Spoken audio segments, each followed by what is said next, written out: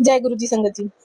एक संगत जी ने मुझे मैसेज करा कि दीदी मुझे समझ में नहीं आ रहा जो आजकल ट्रेंडिंग चल रहा है कि महाराज को हम ऐसे लाते हैं बाहर से और अगले दिन जब उनकी गद्दी समेटनी है तो जो हम फ्लावर से जाते हैं तो पहले सत्संग करें फिर महाराज की गद्दी समेटें, बहुत ब्ला ब्ला।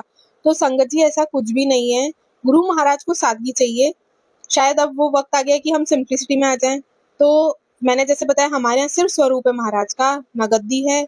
हम 20 रुपए के फ्लावर्स लेते हैं क्योंकि महाराज ने सत्संग सुनाया था। उनको फूल टूटे हुए भी पसंद नहीं है कि वो भी सांस लेते हैं, उनको फूलों पर खर्चा पसंद नहीं है। हमें किसी को देख के ये सब नहीं सीखना है।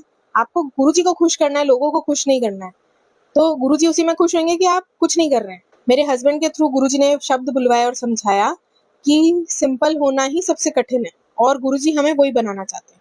तो गुरु जी के साथ सिंपल हो जाए, उनका एक साफ कपड़ा रख के स्वरूप लगाएं।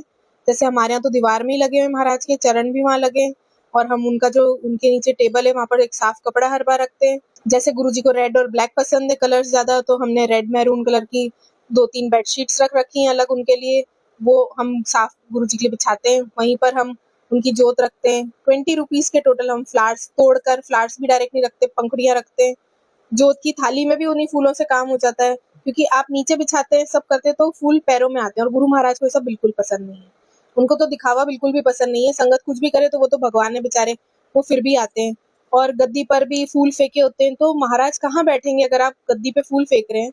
तो अगर आप मान रहे गुरु जी वहाँ है, या तो अपने गुरु जी के ऊपर वो फूल फेंके या फिर गुरु जी की सीट पे पहले ही आपने फूल रखे हैं, तो महाराज कहाँ बैठेंगे आप खुद सोच। उन्होंने ये भी पूछा था मुझसे कि हम तो स्वरूप बाहर से उठाकर फिर बैंड के साथ अंदर लेके आते, फूल बिछाते जाते। तो संगत जी गुरु जी तो सत्संग में पहले ही आ जाते हैं, तो आप किसे ला रहे हैं? संगत जी गुरु महाराज तो अपनी तैयारी खुद करते हैं, वो पहले ही आकर विराजमान हो जाते हैं। हम गद्दी रखे नहीं रखे, महाराज आकर किसी भी रूप में आ जाते हैं, संगत के रूप में आ जाते हैं। तो ऐसा कुछ नहीं करें। आजकल बहुत ट्रेंडी बना दिया गुरु जी को। एक कपड़ों का मैं आपसे शेयर करना चाहूंगी। गुरु महाराज को सूट पसंद है। अगर आप टी शर्ट्स वगैरह पहनते हैं जीन्स के साथ तो प्लीज लॉन्ग पहने। महाराज को बिल्कुल छोटे कपड़े पसंद नहीं है। कितने ही आजकल वीडियोस आते हैं, सत्संग सत्संग लगते ही नहीं है, ऐसा लगता है पार्टीज हो रही हैं। और बैकलेस ड्रेसेस पहने हुए हैं, इतना भयंकर मेकअप करा हुआ है। तो गुरुजी बोलते हैं तैयार होके आइए, पर उन्हें ढके हुए पसंद है हम बैकलेस। और ये सत्संग में आप खुद सोचिए कि हम सत्संग में आए हैं या पार्टी में आए हैं। तो ये महाराज का एक गुरुद्वारा है या मंदिर है, तो उसके अंदर आप ऐसे कपड़े पहन के जाएंगे क्या? आप खुद सोचिए, हमें महाराज की कैसे सेवा करनी है, कैसे जुड़ना है, दूसरों को देखकर जुड़ना है या महाराज के लिए जुड़ना है। तो मुझे तो यही समझ में आया संगत जी कि हमें महाराज को खुश करना है और महाराज सादगी से खुश होते हैं। वो तो बल्कि यही सिखाते हैं, अगर आपके पास बहुत है पैसा तो आप डेकोरेशन और इन पे खर्चा ना करें, आप ज्यादा से ज्यादा संगत को बुलाएं। जैसे गुरु महाराज का है कि वो सबको अंकल आंटी वहां क्यों बोलते थे दिल्ली में, क्योंकि वो सबको एक नजर से देखते थे। तो सब एक नजर से देखकर, अगर अच्छा पैसा है आपके पास तो आप खुला लंगर रखिए, सबको संगत को जितनी संगत को बुला सकते हैं बुलाइए, तो महाराज खुश होंगे। पैसा खर्च करने से गुरु महाराज खुश नहीं होते। और कपड़े प्लीज महाराज की एक जो डेकोरम है उसको मेंटेन करें। बैम्बी आंटी ने अपने सत्संग में बताया था उनकी बेटियां तो दोनों कितनी छोटी थी, पर महाराज बोलते थे कि इनको सूट पहनाओ। तो बोले कई बार सूट पहनती थी बच्चियां, कई बार जीन्स के साथ थोड़े लॉन्ग टॉप पहन लेती थी, कुर्ते। तो गुरु महाराज को सादगी पसंद है। और अगर आपके पास बहुत पैसा है तो संगत जी प्लीज रिक्वेस्ट करूंगी महाराज के कहे अनुसार कि आप चुपचाप किसी को दान कर दें, आप किसी की फीस भर दें, आप लंगर और इनमें खर्चा करें दिखाने की जगह कि इतना बड़ा डेकोरेशन, इतना फ्लावर्स पे खर्चा। उन फ्लावर्स का सोचिए, उसके बाद वो सिर्फ नदी प्रवाह होते हैं, फेंके जाते हैं और महाराज को बिल्कुल भी पसंद नहीं है। उतने का न जाने कितने लोगों का लंगर हो जाएगा, गरीबों का खाना हो जाएगा, तो महाराज उससे ज्यादा खुश होंगे। ब्लेस तो आपको कर ही रहे हैं, तभी तो आपके पास इतना है। तो आपके पास तो और लोगों से भी शुक्राने लेने के मौके हैं।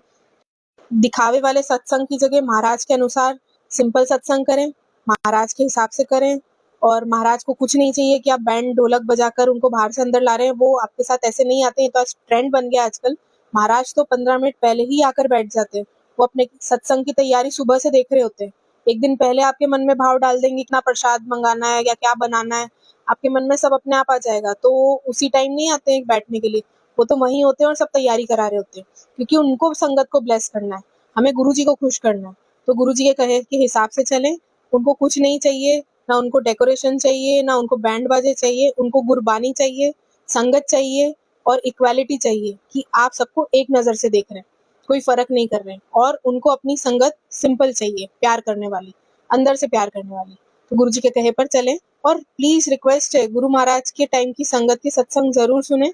उषा भाटिया आंटी हैं, रानी चौहान आंटी हैं, इन लोगों के सत्संग आप सुनेंगे, लस्सी आंटी के सुनिए, तो इतना अच्छा आपको अनुभव मिलेगा और आप सिंप्लिसिटी में आ जाएंगे। जय गुरु जी, शुक्राना।